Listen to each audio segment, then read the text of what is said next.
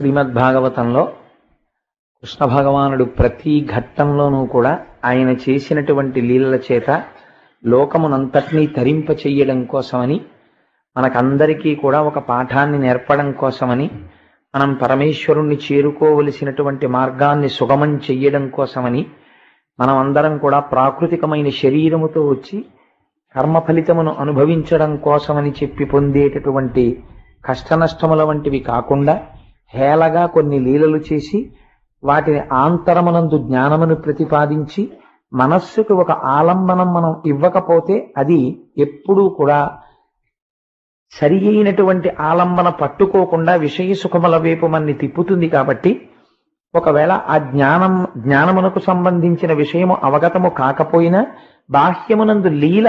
సంతోషంగా విని కృష్ణ పరమాత్మని మనసులో నిలబెట్టుకున్నా కూడా ఆ వస్తువు యొక్క స్వరూపం అటువంటి